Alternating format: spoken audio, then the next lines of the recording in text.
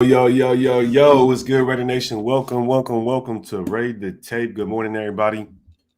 We got another episode of Good Morning Nation, and I hope everybody's having a good morning because we're coming off of a big victory over the Colts. Right now, it's about 9:00, 9:01. That's Pacific Standard Time. It's January 3rd, so I hope everybody's having a good New Year. Hope everybody having a good start to their week. Let me jump into the comments real quick and say Happy New Year's to JB5150 out here. Wishing everyone a Happy New Year, Raider Nation. What a win. Now we just got to win and we're in. Yep. All we got to do is go out there and beat. Y'all make sure y'all good. Can y'all hear me loud and clear? Can y'all hear me loud and clear? You let me know. Can y'all hear me loud and clear? Make sure this thing working. Let me see. What's Gucci? Cactus Jackson's what's Gucci? Let me see. Someone confirm that for me. But we're going to go ahead and talk about a little bit of yesterday's game, and we're going to also jump into this week ahead to see what's going on. Maybe talk about a little bit about Waller, see if he'll come back against the Chargers, see what kind of matchups we should be looking at when it comes to playing them this Sunday, or actually, this Sunday night. Because for those that don't know, the game is being flexed to Sunday night football against the Chargers. So if y'all not pumped for that, I don't know what will get you pumped. You know what I mean? The last game of the season is going to be real hyped. It's going to be real active. So I might have to go to that one. Boy George Strait in the building. Let me shout out to everybody in the chat, man. I appreciate everybody pulling up this morning. Hopefully I could get Graph up on here. He said he was going to said he might be able to pull up. So Boy George Strait says, let's do this. Yes, sir. Blessings to everybody. I hope everybody's having a good day. Hope everybody woke up on the right side of the bed. Feeling good about the week. Darth Vader Raider says, I just here so I don't get fined. It feels good to have a winning record. Let's fucking go, Raider Nation. Salute to Raid and all the creators. Thank guys you made the season great. Yeah, man. Appreciate you, man. In the chat, you guys made the season great, honestly, because without you guys, we wouldn't be able to build this community. You know, it takes you guys to build this community, be out here, show us support. And so we have somebody to reciprocate and talk to. Cactus Jack was good with it. Yes, sir. Dubs only. Yes, sir. Dominique, Raid, how you feeling? Man, I'm feeling okay. I still got a little something going on. But at the end of the day, I'm out here with y'all. You know what I mean? Grinding. It don't stop. I got to put in the work. You know, I haven't been going to my Muay Thai, but that's because I've been trying to just stay away from everybody. You know, I don't want to get anybody else, feeling no type of way. So haven't been going to Muay Thai, and I did have a dentist appointment this morning, but it was strange because they called me and they told me my hygienist was actually out sick. So then I had to reschedule in the next couple of days. So, but I'm feeling okay, man. I'm gonna be popping back out. This week. I'm gonna be doing another live show. Sometime this week it's gonna be a fan chat, so I'm gonna have people pull up to the stream. I know some people been asking about that. I haven't done that in a second, but I'm just glad to be back here with y'all. 303 Raider in the building. What's good with you, man? Christian, he says, good morning, Raider Nation. How are we feeling on Victory Monday? Yo, we feeling great. You feeling great, man. Appreciate you pulling up, Christian. What's good with it, Anish? I see you, boy. I see you. What's up, Akabusi?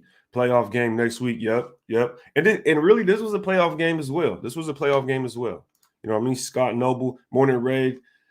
Good with yesterday, bringing in the new with a dub. Yeah, definitely good. And it's good to have that victory in January. I was saying this a lot yesterday, and we have to comprehend, like, we're winning games in January. That means something. And I think that's what matters the most, is that we're in January. We're playing for games that, it means something. It's going to take us a long way.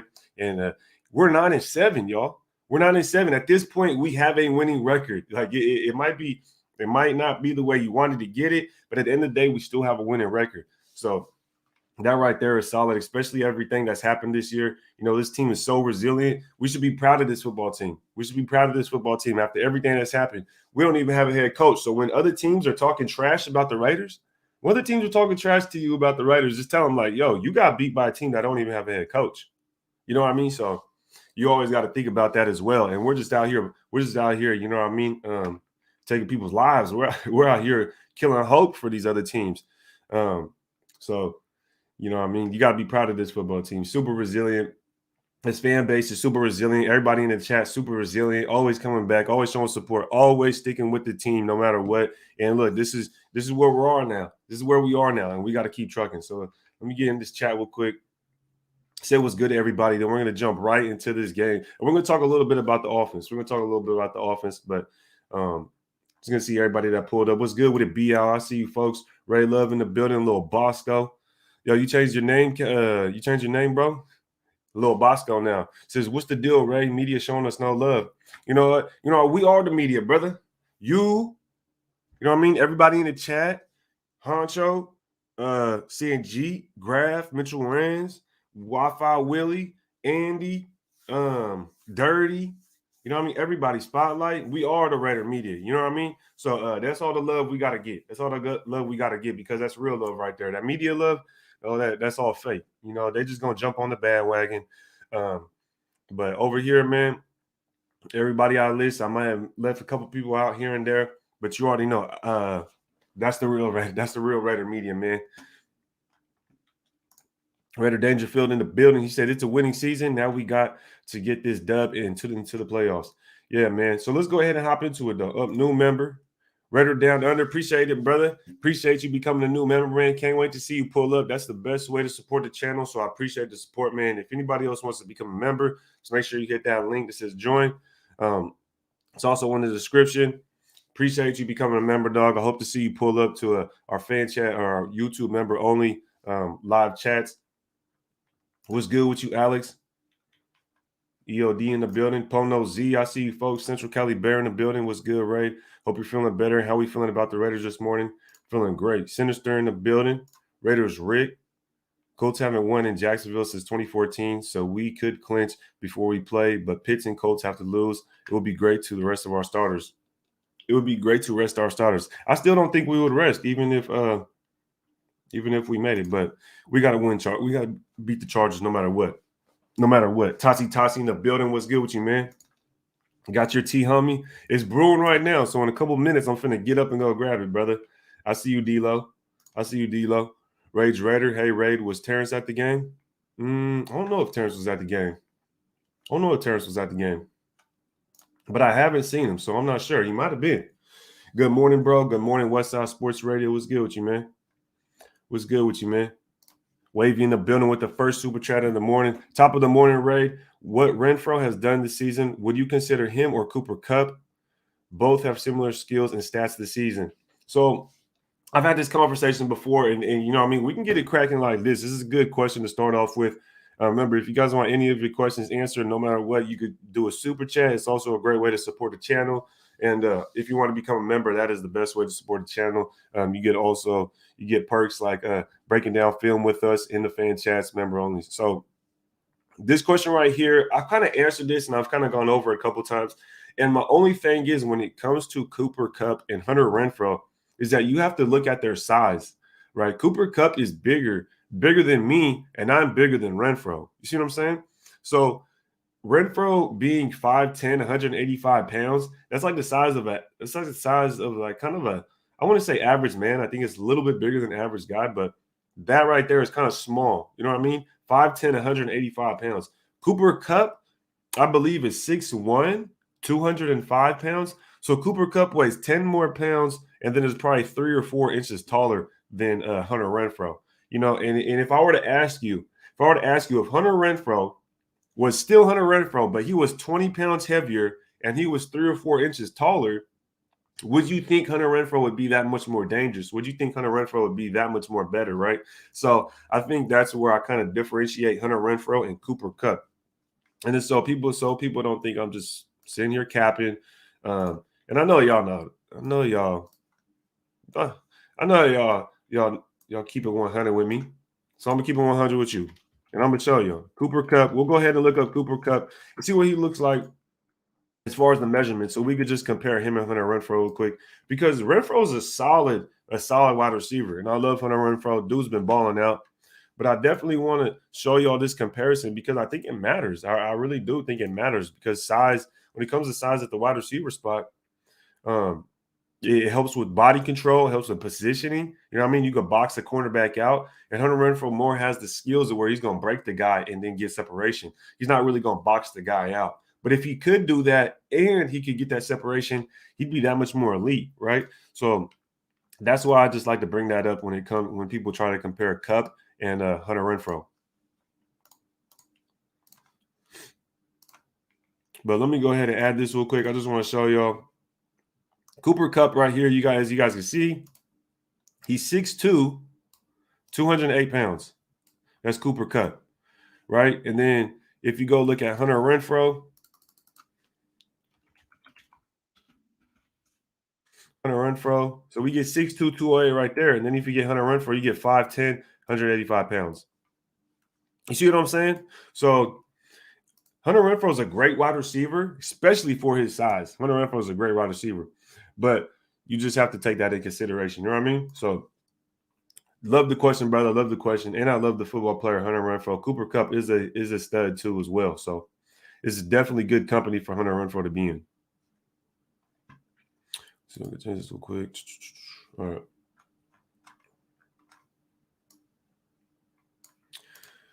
Say yeah, he's definitely our Cooper Kupp. 100%. He's definitely our Cooper Kupp. Yeah. He's definitely our Cooper Kupp. Yup, Kupp is a bigger version of Renfrow. You feel me? Exactly. He's just a little bit bigger than Renfrow, and that's not taking anything away from Renfrow. That's just saying how good Cooper Kupp actually is. Because you just got to add that size. But we seen Hunter Renfrow this past game really just go off, right? He's in breaking now. He's starting to break records. He's in historical categories. We talk about Jerry Rice and Tim Brown on this team when it comes to receptions. Last year it was Darren Waller, and I know a lot of people will say, "Well, how can you be? How can Derek Carr be so top 5 in passing yards but have no weapons?" Because I'm one of the people that say we need more weapons, right? I'm one of the people that say, look, I want more weapons. I think we need more weapons if we want to continue to be competitive. And I still stick by that. And yes, Hunter Renfrow is doing well. Yes, we know who Darren Waller is, but that's not enough. You know what I mean? Think about it. We had Henry Ruggs with those two. If we still had Henry Ruggs to this day, and that's the past, of course, and we have to get over it. But that's just me. That's just me justifying the fact that I think we still need more talent, and I think we still need more playmakers. So, you don't stop stacking the talent. You know what I mean? They, like, for instance, the Rams do have Cooper Kupp, but is that the only receiver that they have?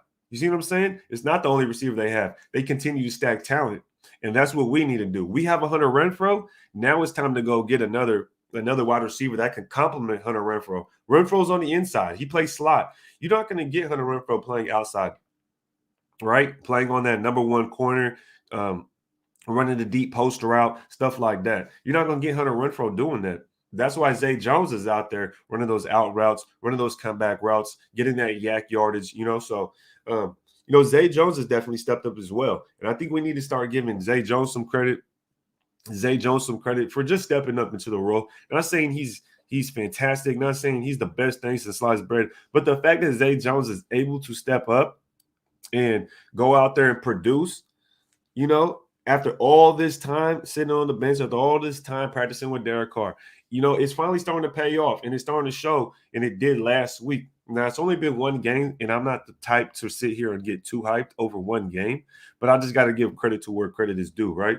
For an example, the run game against the Broncos was beautiful, and that was only one game because it hasn't been consistent all year. I still was kind of skeptical. So I would definitely like to see the run game start to pick up again because just yesterday against the Colts, it didn't really get that ball. The ball wasn't going as well on the run as it was against the Broncos, right? So definitely would like to see some consistency from that. And so we have Zay Jones starting to step up. Again, that's only been one game, so we have to see that consistency. And we have Hunter Renfrow. We know Hunter Renfrow is going to be a beast. We know Hunter Renfrow is that guy, right? But where is Bryan Edwards? Where's Bryan Edwards? That's what I'm trying to figure out. Where is Bryan Edwards at? This is the same guy that was supposed to be like Terrell Owens. Do y'all remember that? Y'all remember when it was supposed to be Terrell Owens out there lining up for us at wide receiver? I mean, I do. I remember when people were saying something about Terrell Owens and putting Bryan Edwards in that category as far as physical intangibles, but we just haven't seen that production from Bryan Edwards. And I really would hope he would whether step up. I don't know if it's him stepping up to it. I don't know if him lacking in practice, not building that chemistry with Carr, not going out of his way maybe to get some extra reps with Carr, you know what I mean? Earn Carr's trust. I don't know if that's what it is, if that's the dilemma. But if you think about it, you have guys getting production out of from Carr, throwing them the ball, besides Brian Edwards.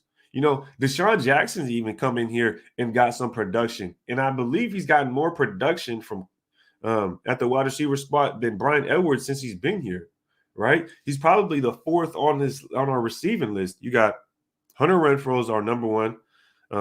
As far as receiving, I would say Hunter Renfrow. Then you got Waller. I know he's out, but you have Waller. Then who would you go as your third, right? I would have to say almost Zay Jones. I feel like Zay Jones has been more reliable than Brian Edwards. And then you could possibly go Morrow or Edwards. You can go Morrow or Edwards, you know? So that's interesting right there. I would definitely like to see Brian Edwards step up and fulfill some type of outside role. We've seen him against the Broncos on that fade route. Definitely like that. Definitely think we continue having to work that into the red zone. But outside of that, Brian Edwards, I feel like he's one of those guys who's also a yak yardage. So if we're not able to get him the ball quick and he can get some yak yards or something just to get him worked into the game plan, just to get him warmed up, then I'm not 100% sure what we're doing with Brian Edwards. But that's pretty much me just kind of talking about the wide receiver core. I'm going to hop back into the chat to see what y'all talking about. You know, I've been on for about 15 minutes. We're about 190 deep already. So if y'all can make sure y'all hit that like button. And make sure y'all rate the like button. Y'all know what to do. Rate the subscribe button. If y'all new here, welcome to Rated Tape. Make sure y'all hit the subscribe button if y'all want to see more content just like this. And make sure y'all hit that like button, man. Let's see what y'all talking about in the chat so far when it comes to receivers. I'm going to go back just a little bit. See who popped up on us, man. Tickler, I see you, man, in the building. I would still take Hunter over Kupp. Ooh, I want to say that, bro. I want to say that. Cooper Kupp is Hunter Renfrow, just bigger, right? Cooper Kupp is Hunter Renfrow, just bigger and more experienced. And he's only 28 years old. So I don't know if I would take Hunter over Kupp. Now, I wouldn't swap the two. I would just keep it the way it is because I like Hunter. You know, I mean, he's a Raider, homegrown. But I couldn't say that if I had to sit there and choose, I'm gonna take Kupp because Kupp is Hunter Renfrow. Like he's just bigger. He's just a bigger version. But I understand what you're saying, brother. Definitely understand what you're saying. LaFay has a good question. Do you trust Zay? And I mean, I guess you would have to kind of compare. I trust him more than Brian Edwards. Do I trust him as much as Hunter Renfrow? No. Do I trust him as much as Darren Waller? No. But do I trust him as much as Brian Edwards? Definitely. More than Brian Edwards. So, but Zay is out there with some reliable hands, it seems like. It doesn't seem like Zay Jones drops a lot of passes. You do have to put the ball on him, but at the same time, once you do put the ball on him, he usually catches it and he'll get a couple more yards after the catch, right? So I like that out of Zay Jones. He's able to fight for some more yards. He's a bigger receiver. He's strong. He's built. So once you get the ball in his hands, he usually once you put the ball on him, he usually catches it. So Bernard Jr. said, Carr making me trust Zay Jones. LOL. Yeah, and I didn't want to take it down that route, but when I was speaking on having talent, people will say, oh, how do we not have weapons or talent, but Carr could be top 5 in passing? Well, that's easy. When you have a quarterback that spreads the ball around a lot, and a lot of their pass yards are front loaded. Let's be honest, a lot of his pass yards for Derek Carr are front loaded. When Ruggs was here at the beginning of the season, when we were sitting at like 5-2, right? After that, you kind of just have to sustain so many yards so you can stay in that category, stay in that top 5. And so at this point, you got to kind of think. We knew Renfrow was a weapon. Right? We knew Renfrow was a weapon. We knew Waller was a weapon. But outside of those two, we don't really have any more weapons. So that's kind of where that comes from, And we losing weapons, right? We lost Russ, so that means we got one more guy to replace. So that's kind of just where I'm coming from when I say we need more weapons. Mike Morris has always said Raider fans travel the best. You could hear the Raiders chants in Lucas Oil. Yeah, man. And you could hear it when we scored a touchdown. The crowd was lit, yo. The crowd was lit. And it was funny because you go to Vegas and you'll see it's kind of just like they're still trying to learn. It's like fans are still trying to learn inside of Allegiant, but you go on the road and then they know. Mark Davis Barber says, sorry guys, but Carr makes his talent. I mean, I would agree with that. I would agree with that. And that's a good way to put it. You know what I mean? You think about all the receivers that came here. You got Michael Crabtree. Who was Michael Crabtree before and after Carr, right? Amari Cooper still sustained the same stats. Amari Cooper's not doing anything different than he was doing here with us. You know what I mean? Although he wanted to leave, it's not like he left and went to go, go break 2,000 yards and get 30 touchdowns in the season. No, he just still stayed the same. So Amari Cooper didn't change nothing. Look at Nelson Aguilar. Right? Nelson Aguilar got a bag. Jared Cook had his best season with the Raiders with Derek Carr. Jared Cook went to Green Bay and didn't do anything. He's with the Chargers now and doesn't really do anything. So you kind of have to look around the weapons we've had and what did they do while they were here and then what they do at other places. So definitely Carr does work with what he has.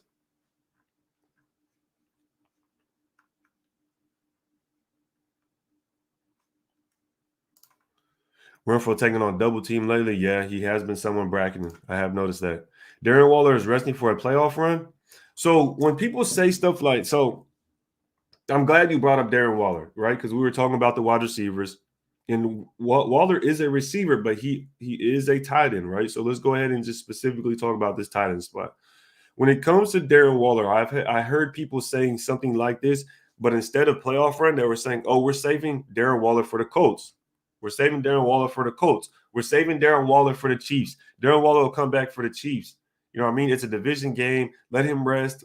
And I forgot who we played against before the Chiefs. I can't remember, but they're like, we're going to bring him back against the Chiefs. When he didn't play against the Chiefs, people were like, "Oh, we're going to save him for the Colts." He just didn't play against the Colts. And then now people are like, "Oh, well, it's because he has COVID." And then you get stuff like this. Darren Waller is resting for the playoff run. For me, when it comes to Darren Waller, if he wants to play, he will play. It's that simple. We're not saying, we as an organization, we're not going to tell Darren Waller, go ahead and rest so we can save you for the playoffs that are unsure. Wouldn't you want to have him play the games that matter the most so you can get into the playoffs? You see what I'm saying? Like, you need to get into the tournament. You don't save stuff for the tournament. No, you need to get into the tournament. There's no guaranteed playoff. So if we don't make the playoffs, then we just wasted the whole time of him sitting on the bench.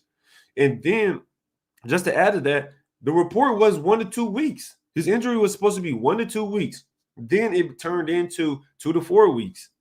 You know what I mean? And then they added on back. They added back to knee. So then his injury on the injury report, it said his knee had a problem and his back had a problem. And this week it turned into COVID, right? So for me personally, I think he should have came back already. I think he should have already been playing. But I don't know the severity of the injury at this point. Nobody knows. Nobody's giving solid information. Nobody's giving the coach isn't even telling us what's going on. Is he even practicing like that? Right? I don't know. I don't know what's going on with Darren Waller. And also, he hasn't been practicing at least the last 3 weeks prior to the Colts. So then will he be game time ready? Will Waller be ready to come back and play an NFL game full? Or will he just be on limited snaps because he's been sitting out so long? So this is kind of some of the things you have to think about. Wavy says, you see what Carr can do for these wide receiver careers? Yep, proven. 100%, bro. 100%. Enan Morez says, watch Renfrow versus Moore. Moore ain't no chump either. That guy squares up and plays great defense. Renfrow is legendary on Sunday. Yeah, man, 100%, man. Kenny Moore is a dog. Kenny Moore is a dog, especially at that cornerback position, nickel cornerback. I remember last year when we played, he had got that one-handed interception against us. That was pretty clean. And that Colts defense is stingy. And I was saying before the game that I was kind of counting on the running game and the defense because I didn't think it would be the game for Derek Carr. I had said that although he did close the game, Derek Carr didn't play the prettiest game from the beginning quarters, from quarter 1 to quarter 3, right? I think the first quarter he played pretty smooth. I think he had one incompletion. We scored a touchdown. We had a good drive. But when it came to that second and third quarter, he did throw the interceptions. Although the interceptions didn't hurt us. I know a lot of people dwell on it, will dwell on it. And it was a turnover at the end of the day. They are turnovers, right? Because we threw one interception. They got it on their own 20 because it was such a such a bomb. So it was kind of like they got a touchback. And it was on third down as well. So it's basically like they got a touchback. They got on their own 30. They didn't score. We got the ball back. And then on the second interception, Darius Leonard made a very good play from the backside on Derek Carr's blind side, and we made a good play, intercepted the ball, and they didn't get any points for that either. So I think that's the number one thing we have to look at as well. Shout out to the defense for stopping the Colts. Shout out to the defense for stopping the Colts for sure, man. Let me get back in this chat, and we're going to go ahead and switch over and talk a little bit about this defense going into Week 18 against the Los Angeles Chargers. Let's see. Sean Grover says, facts, we need a true number one wide receiver and playmaker out of the backfield. Yeah, man. I mean, I'm pretty happy with the backfield that we have right now. But as far as that true number one, I want a wide receiver that can line up outside. I want a wide receiver that can line up wide near the sidelines, and it takes a corner and a safety to guard them. Okay? It takes a safety. You're going to take the safety out the game because they're too worried. They are too worried about what that guy could do. And that's kind of like what we were doing with Ruggs. They were worried about what Ruggs would do. It didn't matter what route he ran. Because every single time he was out there on the field, he had an opportunity to beat them downfield. So we definitely need that number one that could do that. And we'll see if we can get one. We see if we get one in the free agency, see if we get one in the draft. It's going to be interesting to see what Mike Mayock does. And me personally, I say that confidently about Mike Mayock and see what he does because I think we keep him. I don't think we hold up real quick, one moment. I don't think we go out this year and start talking about looking for head coaches while still having our same GM. You know what I mean? Like, I feel like if we weren't keeping Mike Mayock, we wouldn't have been talking about looking at other coaches. That's just my opinion, of course. But I don't think we would have been talking about other coaches if we were just going to be looking at – let's see what it is. If we were just going to be looking at head coaches this soon, right? So that's kind of where I'm at with Mike Mayock. I think Mark Davis is going to keep him. That just proves out, yep. Most definitely, man. Get Dallas out of Nevada and get Dubes out of Nevada and Olave. Definitely gonna have to check them out. Shout out Zay Jones for real. First 100-yard. That's his first 100-yard game in his career. Is that Zay Jones' first 100-yard game in his career? Is it? No way. With Derek Carr against the Colts, his first 100-yard game was with Derek Carr against the Colts in such a game? That's crazy. That'd be crazy. That'd be pretty crazy, man. So let's look at this. Let's look at this number real quick. Let's look at Zay Jones' stats real quick because, you know what I mean? This is something I want to look at.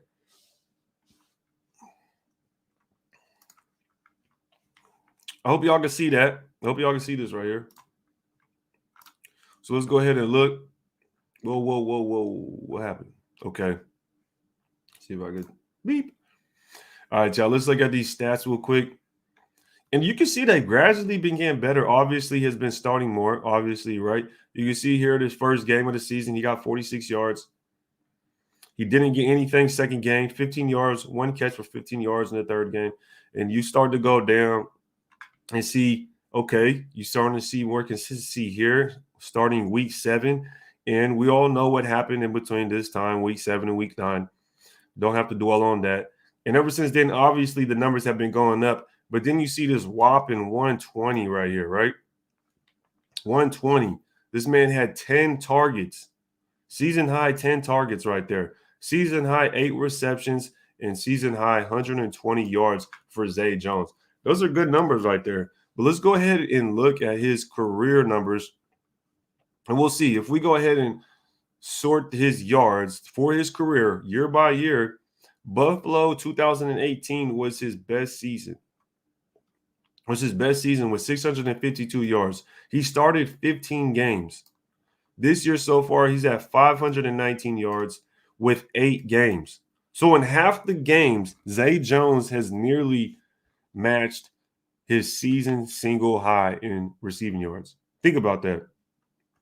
You know what I mean? So That's pretty interesting right there.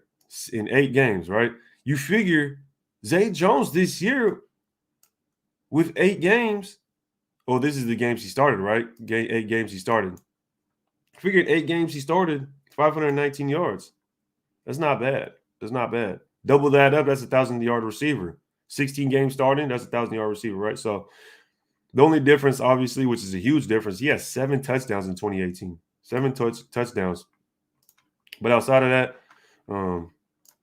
looked like he was having a hard time over there in Buffalo, man. It really does. It really does. But yeah, Zay Jones is definitely stepping up, man. Definitely stepping up.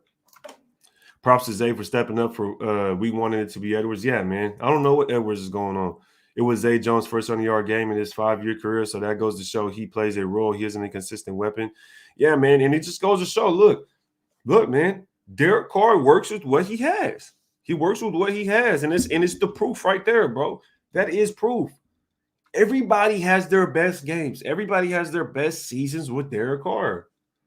It's the proof. It's the numbers. It's the stats. They show it. I don't know what else you know what I mean?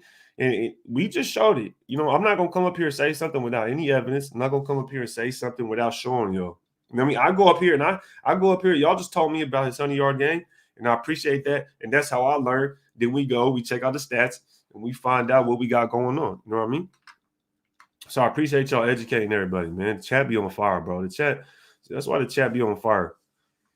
Roy says, I was always saying Zay was going to get better since day one. Yeah. I mean, Zay, he had to get better. He had to get better. But shout out to you for calling that one.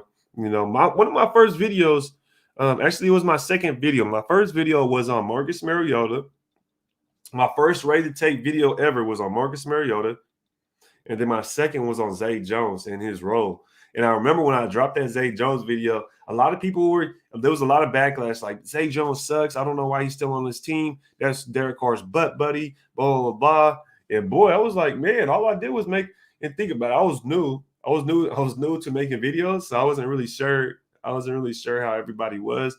And boy, I was like, man, all I did was make a video on a receiver, and y'all trying to light him up. Carr don't trust him just yet. Yeah, Brian Edwards. I don't think Brian Edwards trusts him yet.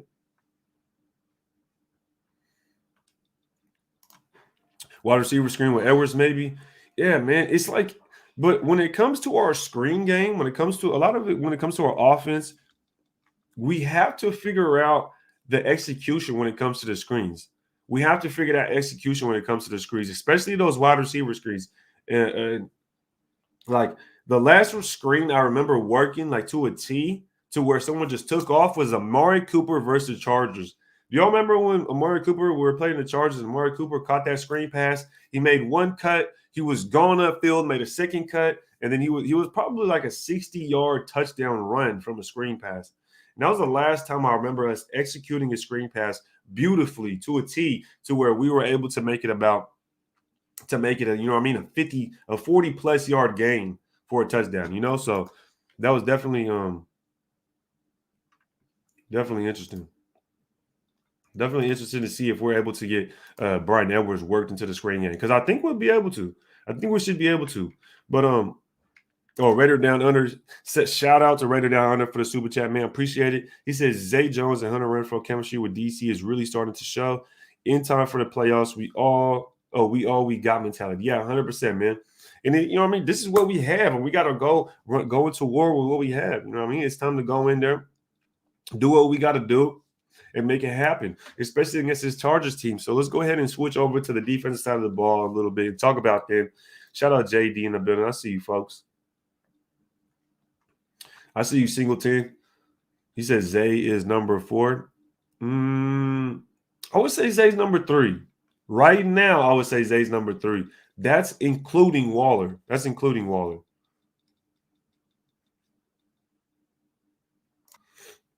He said Carr definitely does make talent. Zay had 100 yards yesterday. That's crazy for a wide receiver 5. Yeah, 100%, bro. I mean, his best game of his career. And you got to think, man. Oh, Terrence is in the building. I see you, Terrence. Shout out, Terrence, man. I see you, man. Someone was asking about you earlier, Terrence. Frank White says, yo, Ray, have you checked out Garrett Wilson from Ohio State? No, I haven't checked out Wilson yet. Man. I haven't been too much onto the quarterback or not quarterback onto the college scene yet, man. I've only looked at quarterbacks so far, and honestly, I don't really like the quarterbacks. That's just me doing my due diligence, so I know about them, and then I'm gonna start once the season kind of gets over. I'm gonna start jumping into that draft talk, and start evaluating these players. I'll start posting, some clips of players, some guys I like. Definitely gonna do a Q&A. Have you guys drop names of players you guys like, guys you want to see, and then I'll go over there and definitely rate the tape. You know what I mean? And do what we got to do on them college players. But no, man, I haven't looked at Garrett Wilson quite yet. Haven't looked at him yet, man. Let me get to this real quick. But we're definitely gonna go in and talk about. We're definitely gonna go in and talk about the defense now. Let me just add some real quick. Raiders.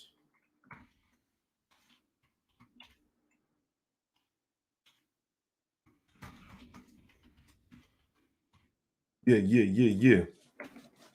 All right, y'all. Just had to do something real quick. But let's go ahead and talk about the defense real quick, man. Let's go ahead and talk about the defense real quick, man, because the defense is playing well. The defense is playing well. And what can we attribute to the defense playing well to, right? What would y'all say? What would y'all say the number one thing the defense playing well is contributed to? Right? What did something just randomly flash? Did something just randomly happen? You know what I mean? And for me, I think this test going against the Chargers is the biggest test yet. Let's be honest. Talk Yo Ish Raid. Shout out Raider Quan for pulling up for the support in the super chat. He says, Talk Yo Ish Raid. What DTs do we look at in the draft? Personally, look, I said it a couple times. I definitely want to go get a proven defensive tackle. I've been thinking about it. I'm like, I don't want to draft a defensive tackle. And I wouldn't be mad if we did. And just to answer your question, I believe there's only a couple of defensive tackles that are really, kind of more in that first round talk. And I believe one of them is Leo, and the other one is Davis. Someone correct me if I'm wrong. I believe it's Neal and Davis. So those two right there are the ones that are really in the talks about being more of that dominant defensive tackle, being that first round kind of pick defensive tackle. But me, I would want to go trade for a defensive tackle. I feel like we'd be able to maybe get a Daron Payne, a Jonathan Allen, Matthew Ioannidis, a Tim Settle from the Washington football team. The Washington football team has like a solid group of defensive linemen. If we cannot figure out how to send them a draft pick for a defensive tackle, I don't know, man. I feel like it would save us money, time, and resources, Because if we get a proven defensive tackle, we don't have to wait for him to develop. We don't have to really wait for him to learn that much. And we already know what we're getting. We don't have to worry about if they're going to be a bust. We don't have to worry about if they're going to how long it's going to be for them to develop into what we want them to be. No, we could just go get a defensive tackle, send us third round pick for a proven defensive tackle, and plug them right in between Yannick and Max Crosby. That's personally what I would like to do. You know what I mean? But as far as if we drafted a defensive tackle in the first round, I wouldn't be mad at that. I wouldn't be mad at that.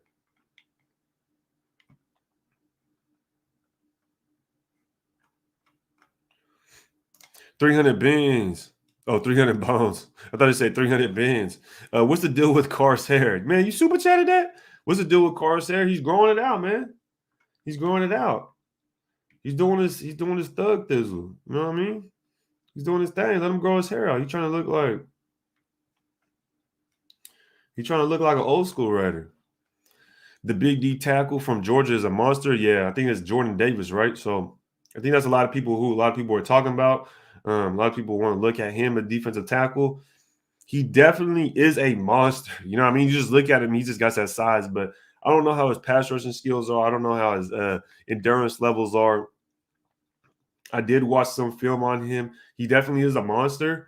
But it's almost like it's pick and choose. He'll pick and choose when to go in, right? Like when to put in that work, which I'm not mad at because his size, it's going to be hard for him to go 100% every single down. But definitely interesting. Would be interesting to pick him up.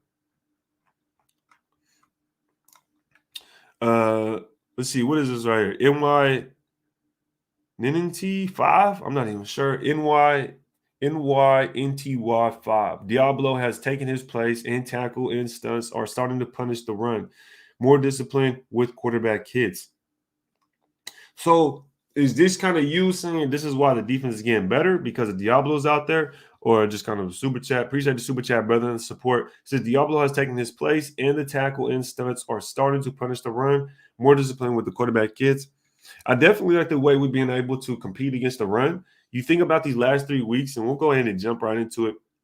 As far as the defense is concerned, that the first week, really these last 3 weeks, we've been having a good defensive performance. And if you look back at the teams we played, right, the first week was the Browns. We played the Browns with a Nick Mullins. So we had to stop the run, right? Then we had to play the Broncos. We played the Broncos against Drew Lock, right? We stopped the run there as well. I believe we held them to less than 20 yards in rushing or something like that, something crazy. And then you have the Colts. And the Colts are a very good football team. And the thing about the Colts is they had their starting quarterback. So we went out there, we played them. We go out there, we plan to stop the run. And I don't know if you could really say we stopped the run because they still had Jonathan Taylor still had over 100 yards. He still had himself a touchdown. So did we really stop the run? I think we did for the team we were playing, right? And we went out there and won the game. So at the end of the day, it doesn't really matter. You know, the defense did step up and do what they did. But when we switch it up, right? Just hear me out. When we switch it up and we play a team to where it doesn't matter if you stop the run because they're not really going to sit there and run the ball down your throats like that. And we go out there and play the Chargers. Now, the Chargers are number 4th in the league right now as far as offense is concerned. I want to say if just kind of statistically, you add up the yards, points per game, yards, just offense efficiency. You just add all that stuff up, and the Chargers are a top 5 offensive team. And it's not because they're running the football; it's because they're able to throw it and run the football. They're a very balanced football team. So I think this is going to be a huge test for this Las Vegas Raiders defense going up against the Chargers because we haven't seen an offense like this. We haven't seen an offense like this in some time, in a few weeks now. Every time we go up against the offense that's high-powered and a high-powered passing team and is very balanced, we seem to show some signs of struggling. We do. And I think this is going to be a huge test. And I'm very excited to see what this defense comes out and does against the Chargers. Farrell from the East pops in with the super chat. Appreciate you, Farrell. I don't know if you just popped up, man, but like I said, I know you were asking about it. I'm going to be doing a fan chat sometime this week. I want to say, let's try Wednesday. I'm going to try Wednesday to do a fan chat live. So y'all going to be able to pop up. I'm going to be able to share the stream. And I know I'm going to pull my boy Farrell up. If he's available, I'm going to pull my boy Farrell up because I know he be spitting facts. He be spitting the truth too. But appreciate the super chat and the support, bro. He says chemistry and trust is so big with DC. It doesn't even matter if you're talented or not. If DC trusts you, he'll find you. Seth Roberts, Zay Jones, Hunter Renfrow, Michael Crabtree, low-key even Ruggs and Aguilar. And I 100% agree. And I was saying this on graphic writer, Docs ENT. I was saying this on his platform yesterday that when it comes to Derek Carr, and I'm just kind of piggybacking off of what Farrell says, he's a chemistry guy. Derek Carr is a chemistry guy. He is a guy that you're going to have to earn his trust, and you're going to have to build rapport with him. He's going to have to make sure you know what you're supposed to do at any given time. Because even to this list that Farrell added, I would even add Jared Cook in that. Jared Cook best season is with Derek Carr. Those are his best years. Outside of that, Jared Cook's played with Aaron Rodgers, Drew Brees. He's with Justin Herbert right now, and his best years are with Derek Carr. Amari Cooper, you could put him in there. Amari Cooper's stats are identically the same. Whether you put him on Dallas Cowboys or you check the ones with the Raiders, his stats are basically the same. He hasn't done any better. So that right there just shows, Amari Cooper, that's who Amari Cooper is. So definitely agree with your list, bro. Definitely agree with what you're saying. He works with what he has. If you earn trust with Derek Carr, he's going to get you a bag. You know what I mean? Because think about it. What happened to Seth Roberts after the Raiders? Nothing. You ain't hear about Seth Roberts after the Raiders. You feel me? Aguilar went and got a bag. Aguilar went and got a bag after the Raiders. You know what I mean? Michael Crabtree. You didn't hear about Michael Crabtree. Michael Crabtree wasn't getting 3 touchdowns a game after he left playing with Derek Carr. You know what I mean? So this is some of the things right there that we gotta remember.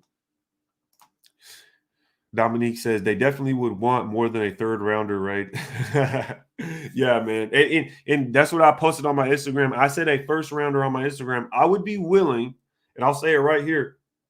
I would be willing to send a first round pick for a defensive tackle from another team. I know some people are going to sit there and be like, what? They'll be like, what? You going to send a first? Because think about it.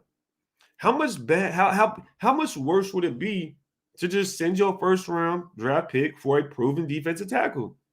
Think about it. If you're going to draft a defensive tackle, right, with your first round pick this year, how bad would it be? What would be the difference in sending that first to a team with a defensive tackle that has already proven they could be productive in the NFL? I would rather get one that's proven, that's plug and play, that's going to produce day one. We do not have to wait to develop, and they'll go out there and make it happen for us day one. So that's kind of what I'm looking at it from, right? I don't want to get a defensive tackle in the first round and then wait for him to develop 2-3 years down the road. No, I want to get defensive tackle that's solid, that's willing to make it happen right now. Like if the Jets were willing to trade Quinnen Williams for a first round draft pick, bro, I'm all for it. I am sending them my first round pick for Quinnen Williams at the, right then and there. The moment they say it, I'm not getting off the phone with them until they agree, and then we make the terms happen. You see what I'm saying? I would even go as far as sending that pick for Daron Payne or Jonathan Allen of the Washington football team. I would. You got to think. And also to add to that, Daron Payne's 25, y'all. He's 25. You know how young? That's super young. He's super young still. So I just don't think it would be a bad idea. He's proven in the NFL already. He's playing on a pass rush, on a defensive line that knows how to get there, that already has a pass rush. So he'll be joining us with Yannick and Max Crosby, Daron Payne with that. Can you imagine Daron Payne with that? Or a Quinnen Williams with Yannick and Max Crosby? So I would love to go trade for a proven defensive tackle. I would love to get a proven defensive tackle. Or I would also send a later pick for an older veteran defensive tackle. I would do that as well. Last year, Calais Campbell was traded for nearly next to nothing. Calais Campbell. I know he's old, but it doesn't mean we have to keep him forever. We just need someone dominant on the inside to help Max and Yannick on the outside. That's it. I would be willing to do that. I wouldn't send my first for an older veteran like that. Of course not. You know what I mean? That's my point of Calais Campbell got traded next to nothing. I think he got traded for a 5th-round pick. You know what I'm saying? He got traded for a 5th-round pick. If we can get a Grady Jarrett from the Falcons for a later pick, wouldn't y'all want to take him instead of using that first for a D tackle, and then you could use that first for a receiver and still go sign a receiver? See what I'm saying? So that's kind of how I'm looking at it. Cool Zay 95 says, bring out the stickum for our DBs. Oh, my goodness. Cool Zay, bro. Cool Zay had to say it. But look, I've said this a couple weeks now. I feel like Gus Bradley, his scheme isn't the best scheme. And I 100% agree because Honcho's my bro. You know what I mean? Honcho's the guy. And he's been on this defense. He's been critical of the defense. And I'm on the other side of the fence when it comes to Gus Bradley or the players. And I know the scheme is kind of wonky, but man, how many times have we seen this year that the team fails to come up on making the play when you're in the position? It's like if the coach puts you in position to make the play, you have to make the play. The coach can't make the play for you. So if you're dropping interceptions, you can't blame the coach. You just can't blame the coach. You can't blame the coach for that. Like two guys, like, I don't know how to, Casey Hayward's a veteran. Trayvon Merrick's a rookie. They run into each other. There has to be some type of communication. Trayvon Merrick has to see him going to make the play. I don't know what it is, but we have to figure out what it is about getting interceptions, because it seems like every time we try to get a pick, the ball just smacks us right in the face, smacks us in the hands, and then it just drops to the ground. Think about when we got that interception that Nate Hobbs got. Who were we playing? I think we were playing the Browns. I can't 100% remember. But y'all remember when Hobbs got an interception and it bounced off of Casey Hayward's hands, right? It bounces off of Casey Hayward's hands and then Hobbs interception. It's like, brother, come on. We have to start catching these. We have to start catching these interceptions, man. We have to. We got to.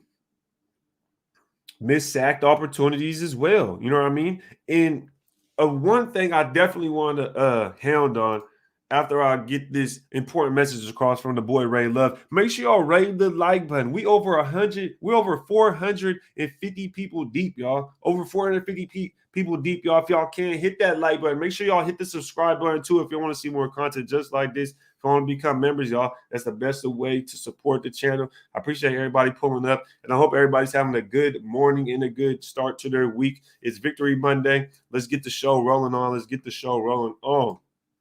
Darth Vader Raider says, get the strap, right? Yeah, for real. Because Hunter going to be like, what you talking about? Merrick should have waited. Yeah, man, that was a tough one. It really was a tough one. And like Chris Gang says, make sure y'all rate that like button. Rate that like button. We're over 480 people deep. Make sure y'all rate the like button. Hit that thumbs up. It's easy to hit the like button. It's free. It's the best way to support the channel for free, man. All y'all got to do is hit the like button. That's it. You know what I mean? So we talked a little bit about the offense. We talked a little bit about the defense. Now we're going to close with a little bit about the Chargers, this upcoming Chargers team that we have to play, and some key points that I want to get across.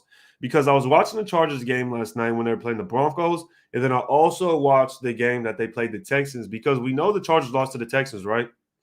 And I would like to say the number one thing about the Texans and the Chargers game is the fact that the Texans caught interceptions. The Texans picked off Justin Herbert. You see what I'm saying? That, and then on the offensive side of the ball, the Texans were able to run it and sustain drives. And it's not like they were out there making huge plays. In my opinion, I don't think they were making like a lot of huge plays. It was just they held on to the football. They kept Justin Herbert from getting the football, and then when he had the football, they were intercepting it. They were creating turnovers. They were pressuring him. And these are the kind of things that we're going to have to do. We are going to have to set the edge when we play the Chargers. We are going to have to control the line of scrimmage when we play the Chargers. If we do not control the line of scrimmage when we play the Chargers, we will lose. Mark my words. If we do not control the line of scrimmage against the Chargers, we will lose. And I'm going to tell you, that's on the offensive side of the ball and the defensive side of the ball. Because when you watch their offensive line is not letting Herbert get touched. I'm telling you right now, their offensive line is one of the best lines in the NFL. And he just sits back in that damn pocket. Not only that, their play calling on offense is lethal. You need to pay attention. They like to motion a lot. They got guys running back and forth. They're going to call a run play to the left. That's play action. And have Justin Herbert roll back out to the right and have the whole defense shift so that he can have an open guy. We need to tackle our guys. We need to tackle the ball carrier where they catch the football. That's the second point, right? First is control the line of scrimmage. Second is tackle the guy where he catches the football. Do not let them get yak yards. The Chargers are built off yak yards. The Chargers are built off strictly run after the catch, yards after the catch, okay? They will check. Justin Herbert will check it down, and Austin Eckler will run for a first down. We cannot allow this, and we have to be competent when it comes to covering them zones, because Justin Herbert will kill us in those zones every single time. He will. I'm telling you right now, in those flats, he will kill us. He likes to check it down. Those yak yards, we have to eliminate that. So the moment someone catches the football, we have to rally. We have to rally. And then the third is getting Herbert. We have to sack Herbert. I don't know if we're going to have to tell our edges, look, I don't care what happens. You go straight after Herbert. I don't care if they're running the football, you go straight after Herbert. I don't know what they have to do to figure figure out how to get to him, if they need to blitz more, if they need to figure out how to get some more packages in there, but we have to get to Herbert. Those are the three things we have to do on defense to get to beat this Chargers team. It's all on the defense this game. All on the defense. As far as I'm concerned, it's all on defense this game. We have to get to Herbert. We have to control the line, and we have to create turnovers. It's that simple. That's the only way we're going to win. It's the only way we're going to win. When it goes to the offensive side of the ball, it's all on Carr. And y'all hearing it first. Y'all hearing it first. Y'all go screenshot, record, whatever you want to do. This game is all on Carr. All of it. All of it. I don't care what happens. I ain't worried about what Josh Jacobs got going on. I'm not worried about who's at wideout. I don't care if Darren Waller comes back or not. I don't give a shit because he ain't been here. Okay? Derek Carr has to get it done. Derek Carr has to get it done this game. And, last week when I said this game, last week when I was talking about the Colts, I said, this game is on the defense and the running backs. People say, well, you can't just leave Derek Carr out. You can't just leave Derek Carr. It's on Carr too. It's always on Carr, right? It's always on Carr, right? But my point was last week was a different game. That defense is stingy. Last week when we played the Colts yesterday, that defense, name a quarterback that performed well. Name the quarterback that performed well against the Colts, and I'll wait. And that was my point when I said it's on the running back and the defense. That was my point. Okay? Because the Colts are stingy. They have a good defense, and quarterbacks do not perform well against them. They played the Cardinals right before us, and they held Murray to one touchdown and beat them. Okay? They played Brady and the Bucs. Although they lost to the Bucs 38-31, they were dominating at first. And Tom Brady had one touchdown, one interception, and 230 yards. That doesn't sound like a good game, does it? And they won 38-31. Okay?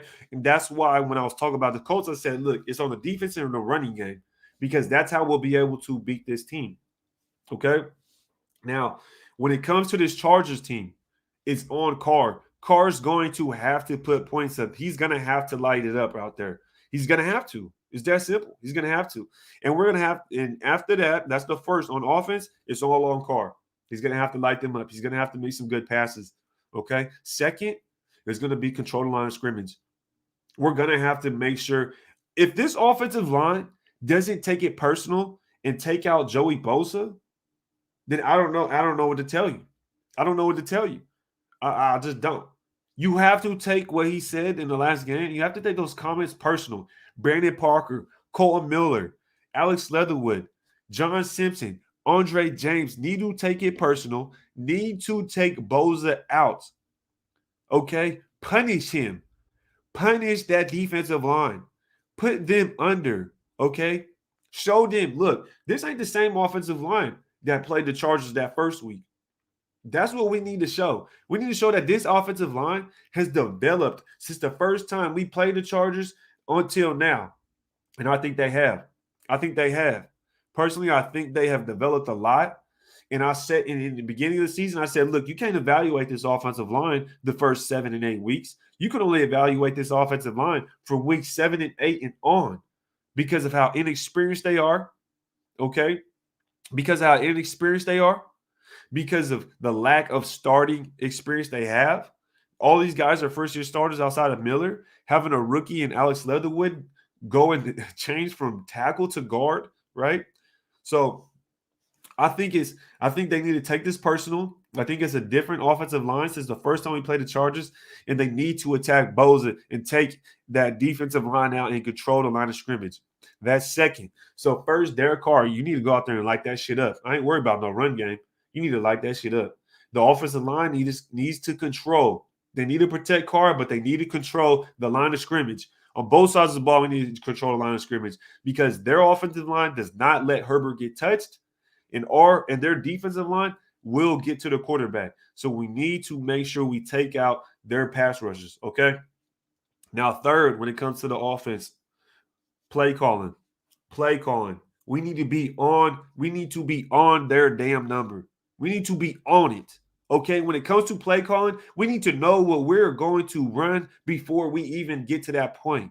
We need to know what we're going to call before we even get to that point. Okay, we need to be on it. Like we need to tell the damn future. You need to know what you want to do, when you want to do it, how you want to do it.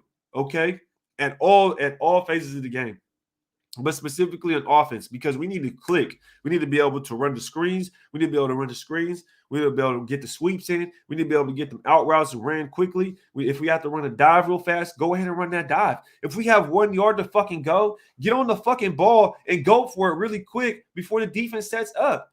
Okay? We need to know we're going to do this shit before it happens. Okay? We need to be on it. You feel me? So the offense, they need to be on it. Okay. No hesitating. No, none of this pausing and waiting. No, if it's 4th and 2, y'all need to already know you're going for it on 4th and 2. Think about it like this. We're going into a game where the season's on the line. Who gives a fuck what happens after this? If it's 4th and 2, you go for that shit, right? Just like this last game against the Colts, you need to have the same mentality. It don't matter. If it's 4th and 2, yo, this season is on the line. We need to go out there and go for it in 4th and goal and get these touchdowns. Season on the line is 4th and 2. We need to go for it and get this first down. And we need to know ahead of time, right now. We need to game plan right now for when that time happens in the game. We already know. Look, we playing this on Wednesday. We thought about this on Thursday, Friday, Saturday, the whole thing. That if this situation were to come up, we're going to be on it quickly. And I think that's how we need to be. We need to go fast because that Chargers offense is fast as well. And they're going to be trying to do that to us. So we definitely going to have to look out. Definitely have to look out for that. And I'm telling you, this game is on Carr and on this defense. Cruise control with the super. He says between you, Hunch, and Chris. Comic Howard. I'm a believer in DC. No one also except the elite is better. Get some key spaces and let him play without some key pieces and let him play without the BS. Thank you. You know, Cruise Control. I know Cruise Control. Me and Cruise Control talked about it.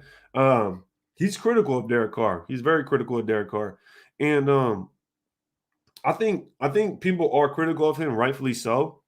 He's been the Raiders quarterback for a long time. He's been a Raiders quarterback for a long time, and we haven't been winning, and he's the constant. So I understand where people are coming from, but the fact you come out and you say, look.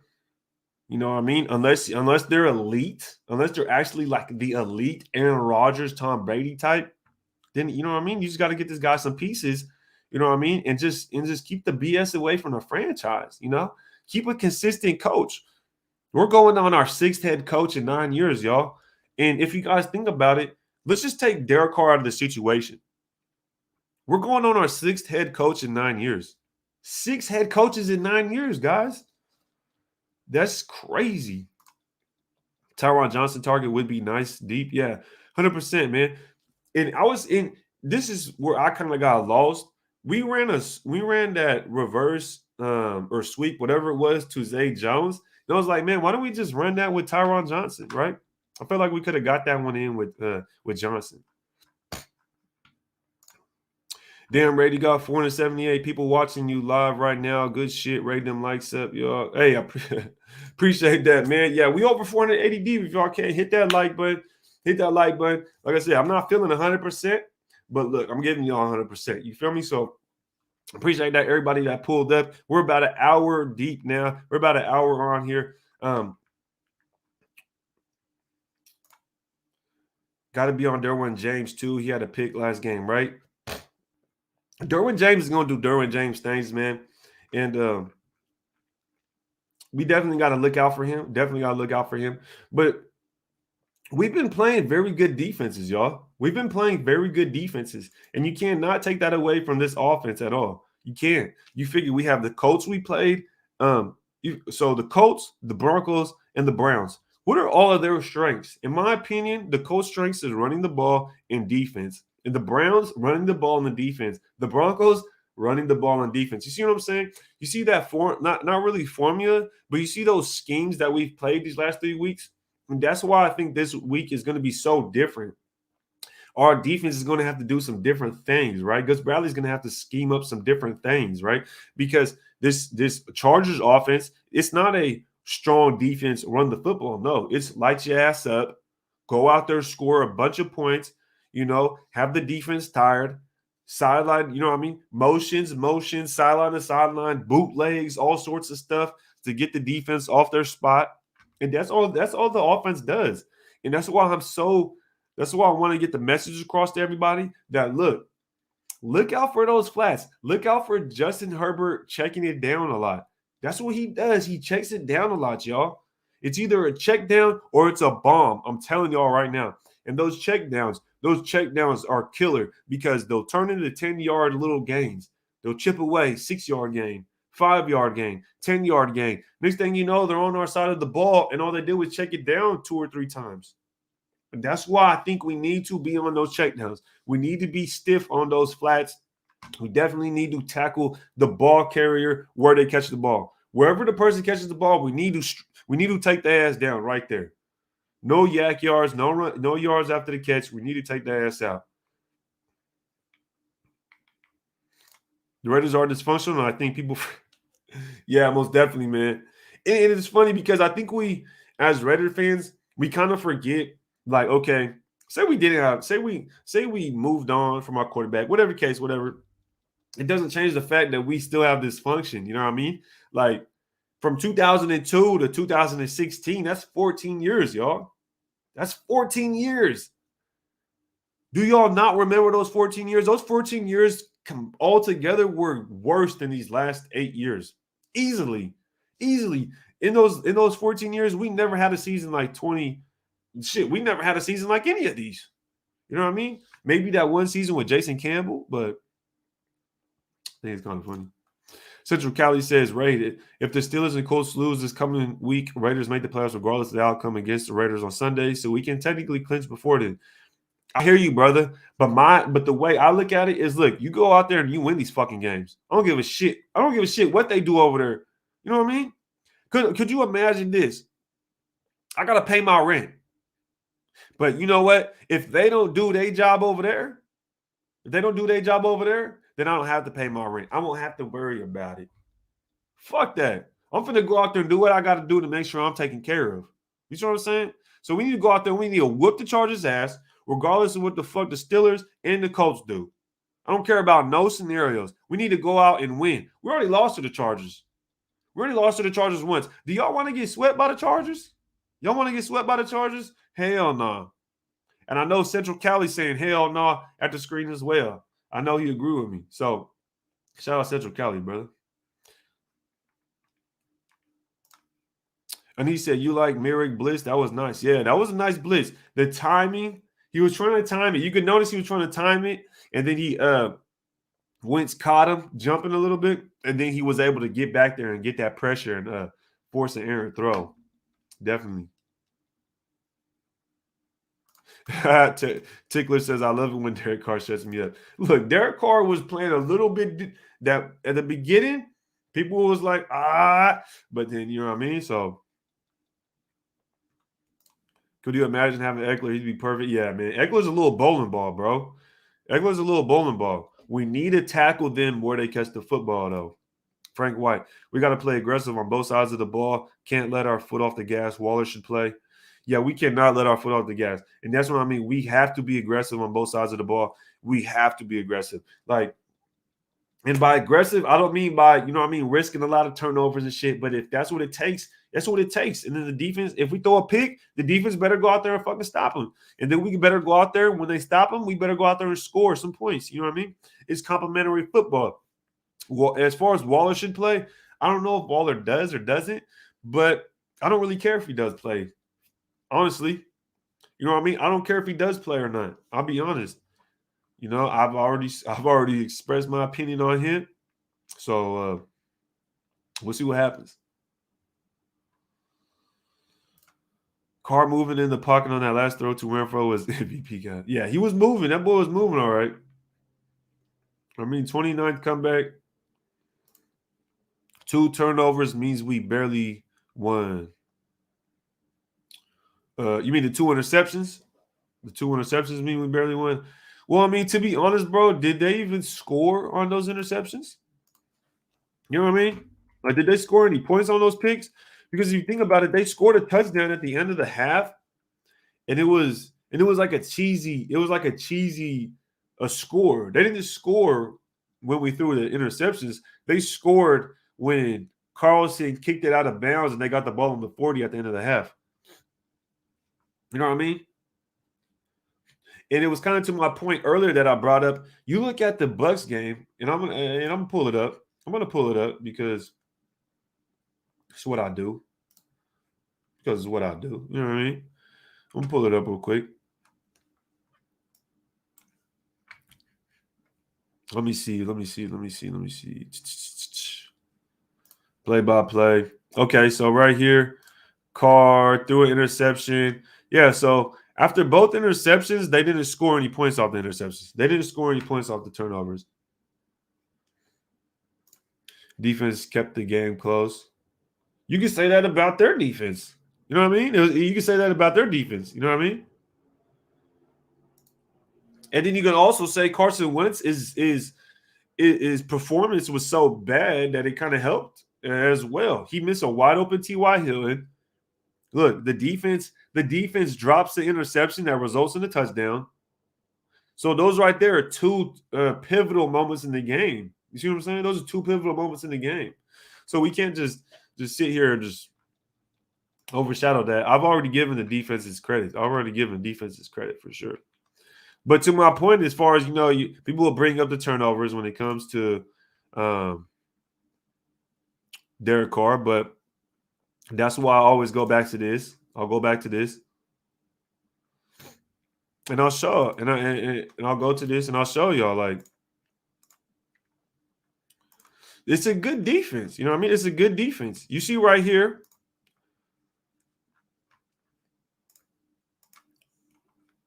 Tom Brady, 226 yards, 1 touchdown, 1 interception. Leonard Fournette had 3 rushing touchdowns for 100 yards on 17 carries. Okay? Y'all see that?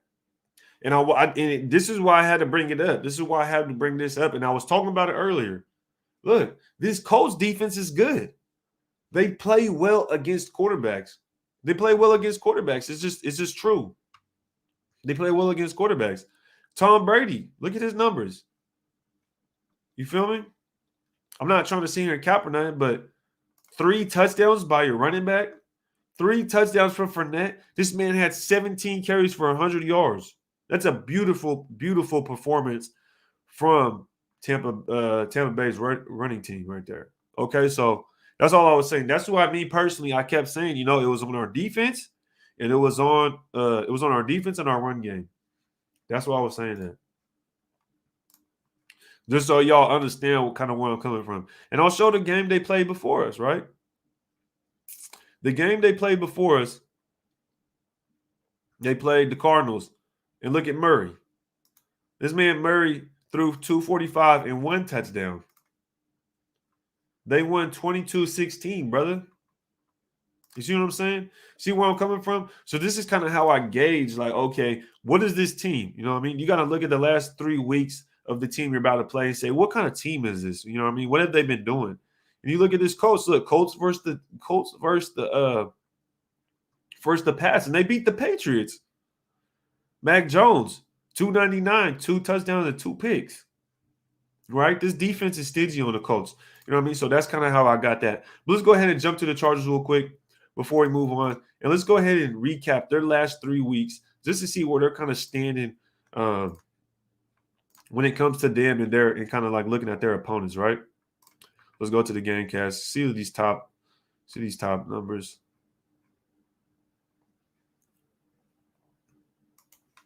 And you see the Broncos really ain't do shit, right? The Broncos really ain't do shit. You see Drew Lock, 245 yards, 1 touchdown. Pretty clean game right there. Melvin Gordon, 10 for 43. But then you see Herbert, 237, 2 touchdowns. And you got in this game, I was watching this, they did get a kick return. The Chargers got a kick return. And their kick returner is Roberts, veteran, pretty savvy. Definitely got to look out for him. We got to look out for our special teams game. Don't want to slip up. Don't want to mess up in the special teams game and have it cost us. Like, how ironic would it be to lose because of special team error, and our head coach is our special teams. Our head coach is a special teams guy, so that would be pretty interesting right there. Now let's go back. Let's go ahead and look. Let's go ahead and look at the Chargers' last 3 weeks real quick so we can just get a review of what they've been looking like. And here's the Texans game. They lose to the Texans 41-29, right? Look at this. 2 interceptions on Herbert, 1 touchdown. 2 interceptions on Herbert, 1 touchdown, right? 64 yards from Joe Jackson, 2 touchdowns from Joe Jackson. And my boy right here, Davis Mills, 250 for 2 touchdowns, right? So that's pretty interesting. Number 1 receiver for the Chargers this game was Joe Jackson. Number 1 receiver, Joe Jackson. So that's why I feel like you always got to look out for them checkdowns because that's how he was eating a lot. Joe Jackson was. Go back and watch this game. Go back and watch this game and see what y'all think. See what y'all think. And that's why I say we have to get to Herbert because we're going to need to force him to make throw some interceptions. We're going to have to get him on the floor. Let's go to the box score. See if we got any see what the sack numbers look like as far as the defense. So they only got 1 sack. The Texans only got 1 sack. They got 1 tackle for loss. Interesting. 2 interceptions, though. Oh, 1 interception ran back for a touchdown for 48 yards.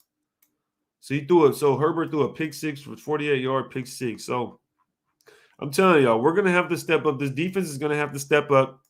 This defense is going to have to step up and put in some work and create some turnovers, man. And turnovers is something we haven't been doing a lot this year. But this game we'll have to get some turnovers, man. We look, in my opinion, if we don't, we have to get at least 2 turnovers. Our defense needs to get 2 turnovers at least. All right. These last 3 weeks, Carr has been moving around in the pocket, consistently creating plays. That's all he was missing from his game. And I'll even add to that and a little criticism, right? He needs to be more careful with the ball. He can't commit so many turnovers, right? Derek Carr has to hold on to the ball. He can't be fumbling it, which I noticed when we played the Colts. He made sure to hold on to that ball, boy. He was getting sacked one time, and I see them holding on to that ball, look like for dear life, and they were trying to punch it out. So teams are almost like looking out for Carr so they can strip sack him because of his reputation of fumbling the football. Now Carr has a target on him trying to make him fumble. You know, Carr kind of did it to himself. So Carr has to take care of the football as far as fumbling it inside of the pocket, on scrambles, whatever you want to call it, diving in the end zone. You know what I mean? Can't forget that. And then when it comes to throwing it, if you're going to throw a deep ball, just throw that thing out there.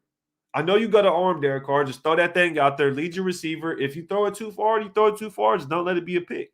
You know, so definitely agree with you, Frank White. Fish and Rip says, is there a way to rewatch games without having them on DVR? Yeah, man. You got NFL Game Pass. You can go on NFL Game Pass and rewatch it. I think NFL Game Pass, and what else? And I think maybe NFL Network. But I think that's the same thing.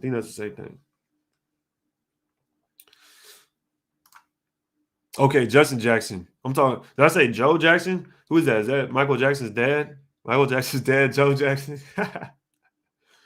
Hey, Ray, AB is a free agent. What do you think about bringing him in? Shit, bro. That's